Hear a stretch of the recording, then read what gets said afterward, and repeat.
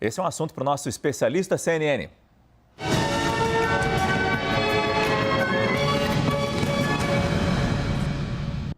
Eu falo ao vivo com o especialista CNN em economia, Aldo Cunha. Aldo, bem-vindo ao nosso CNN Prime Time. A primeira pergunta que eu te faço, falei o nome correto? Aode, Márcio, boa noite. Aode, muito obrigado, te peço desculpas. Aode, para muita gente, pode estar difícil entender como a gasolina estava tão cara há algumas semanas e tão rapidamente o preço baixou tanto. Daí eu te pergunto, assim como baixou, pode voltar a subir e na mesma velocidade? Pode, Márcio, porque o que nós estamos falando sobre os combustíveis, ele é uma commodity, né, que é originada do petróleo, é um derivado do petróleo, e, portanto, tem a cotação atrelada à oferta e demanda mundial por essa commodity, como soja, como milho, como alimentos, e também as oscilações da taxa de câmbio. Então, quanto oferta e demanda mundial, seja porque a economia está crescendo mais ou menos, seja porque nós temos um evento de guerra, como na Ucrânia, que restringe a oferta de petróleo para o mundo todo, ou porque a taxa de câmbio no Brasil oscila, isso vai afetar o preço. Não tem como controlar isso.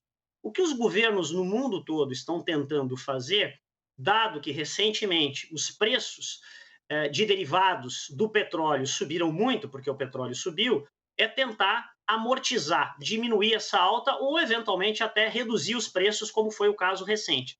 Como que fazem isso? Ou subsidiando, ou pagando parte dessa diferença, ou tentando reduzir impostos. Foi o que aconteceu recentemente aqui no Brasil, por uma decisão do Congresso, do governo federal, reduzindo impostos federais, como a CID, COFINS, PIS, e principalmente o ICMS, que é a principal parcela de impostos que incide sobre combustíveis. Então, foi reduzido. Se, por exemplo, nós continuarmos a ver um sinal de desaceleração econômica global, eventualmente até recessão, isso também pode, é ruim economicamente, mas pode reduzir também o preço de combustível. Então, são uma série de fatores que afetam e podem fazer, sim, com que o preço dos combustíveis subam ou desçam. Agora, qual o impacto dessa redução da arrecadação? Fundamental você falar isso. Diminuiu, sim, a gasolina agora. Mas mais para frente, qual pode ser o impacto dessa redução da taxação do ICMS, por exemplo, no valor dos combustíveis? Até que ponto a gente está pagando mais barato agora o combustível, mas vai pagar mais na frente por causa dessa redução? Bom, Márcio, não é só ICMS, né? Você tem os impostos federais também, mas o principal imposto que incide sobre combustíveis é o ICMS. O que projeto de lei recente que foi aprovado no Congresso Nacional, sancionado pela Presidência da República, fez foi limitar o quanto que os estados podem cobrar do ICMS, né, a chamada alíquota geral, de 17%. Então, tinha estados que cobravam 25% até 30%.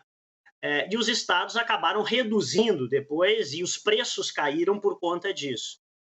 Tem essa limitação, nada impede que no próximo ano estados queiram reajustar e voltar esta alíquota geral mais alta.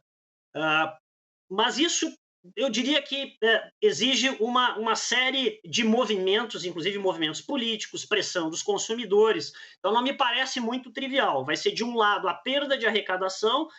Vale lembrar que o governo federal, estados principalmente, têm demandas em outras áreas, precisam investir, gastar na área de saúde, educação. Recentemente, aqui no próprio Prime, foi comentado cortes do governo federal para poder manter o teto de gastos.